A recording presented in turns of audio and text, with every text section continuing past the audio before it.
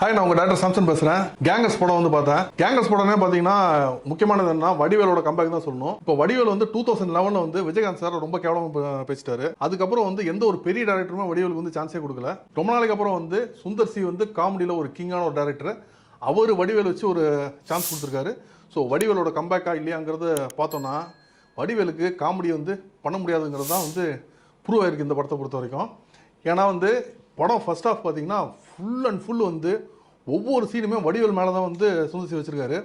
அதில் வந்து இந்த வடிவேலுக்கு என்ன செஞ்சதில்ல, அந்த 15 இயர்ஸ் கேப் ஆச்சுல, அதில் அவருக்கு டச் விட்டு போயிடுச்சா இல்லை வயசாயிடுச்சா என்னன்னு தெரியல, அவருக்கு வந்து அந்த காமெடி டைமிங் வந்து அப்படியே மிஸ் ஆகுது. இப்போ ஒரு காமெடி வந்துன்னா ஒரு டேஸ் ஓவர் பண்ணி கொடுக்கணும்ல, அந்த டைமிங்கில் கொடுக்காம கொஞ்சம் லேட்டாக கொடுக்குறாரு, ஸ்லோவாக கொடுக்குறாரு. அந்த மாதிரி இருக்கும்போது அந்த காமெடி வந்து சுத்தமாக நம்மளுக்கு வந்து சிரிப்பு வரல. அதே மாதிரி அந்த காமெடியோட ரைட்டிங்கில் பார்த்தீங்கன்னு வச்சுங்களேன், நிறைய பழைய சுந்தர் சியோட படங்களை ஞாபகப்படுத்துது.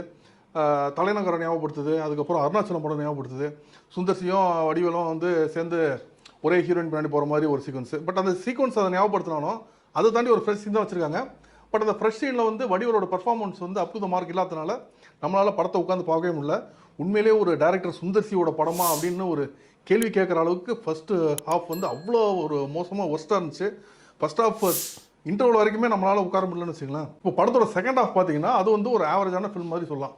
அதில் வந்து ஒரு சில காமெடிஸ் எல்லாம் ஒர்க் அவுட் வச்சு, அதுக்கு காரணம் என்னன்னா நிறைய காமெடியன்ஸ் எல்லாமே மிக்ஸ் பண்ணி போட்டு நம்ம சுந்தர்சியோட ரெகுலர் ஸ்டைலில் வந்து அந்த படம் இருந்துச்சு. இந்த நிறைய அந்த சேசிங்கு, அந்த குழப்பங்கள், அந்த மாதிரி ஒரு சில விஷயங்கள்லாம் வச்சுட்டு ஒரு நார்மலாக காமெடி பண்ண ஒரு ஸ்டைலில் பண்ணியிருக்காரு. இது வந்து படமே பார்த்தீங்கன்னா ஃபர்ஸ்ட் ஹாஃப் வந்து தனி படம். ஃபர்ஸ்ட் ஹாஃபோட ஸ்டோரி பார்த்தீங்கன்னா ஒரு பொண்ணு காணும் போது அதை கண்டுபிடிக்கிற மாதிரி ஒரு ஸ்டோரி. செகண்ட் ஹாஃப் பார்த்தீங்கன்னா 100 கோடி அடிக்கணும், அதான் ஸ்டோரி. அந்த 100 கோடி அடிக்கணுங்கிற ஸ்டோரி வந்து ஒரு ஆவரேஜ் சுந்தர்சி படம் மாதிரி இருக்கும். சுந்தர்சியோட ஃபேன்ஸுக்கு வந்து செகண்ட் ஹாஃப் வந்து ஒரு தடவை உட்காந்து பார்க்கலாம், ஒரு சில காமெடிஸ் வந்து ஒர்க் அவுட் வச்சு. அதே மாதிரி பார்த்தீங்கன்னா படம் வந்து சுந்தர்சினால கிளாமர் வந்து தூக்கலாக இருக்குன்னு சொல்லுவாங்க. பட் இந்த படத்தில் ஹீரோயினோட காஸ்டியூம்ஸ் எல்லாம் பெரிய அளவுக்கு கிளாமரஸாக இல்லை. சாங்கில் மாத்திரம் கேத்ரின் தெரேசா ஒரே ஒரு சாங்கில் செகண்ட் ஹாஃபில் வந்து கிளாமரஸாக பண்ணியிருக்காங்க. வாணி போஜன் ஒரு போர்ஷன் பண்ணியிருக்காங்க. பட் அவங்க சைட்லேயும் வந்து பெருசாக கிளாமர்லாம் கிடையாது. படம் டெக்னிக்கலாக பார்த்தீங்கன்னா அந்த மியூசிக் சைட்லாம் ஃபர்ஸ்ட் ஹாஃபில் பண்ண மியூசிக்கு அந்த அளவுக்கு ஒரு அப் டு த மார்க் இல்லாத மாதிரி இருந்துச்சு. பரவாயில்ல, அவர் வந்து வடிவேல ரியாக்ஷன் பார்த்து தூக்கிட்டாரோன்னு தெரியல. செகண்ட் ஹாஃபில் பார்த்தீங்கன்னா உண்மையிலேயே வந்து படம் கொஞ்சம் பெட்டராக போகிறனால மியூசிக் முதல் கொண்டு எல்லாமே செகண்ட் ஹாஃபில் வந்து கொஞ்சம் பெட்டராக இருக்குது. அதே மாதிரி சுந்தர் சி வந்து டயலாக்ஸ் பார்த்தீங்கன்னா கொஞ்சம் அடல்ட் காமெடியெல்லாம் இருக்கும்.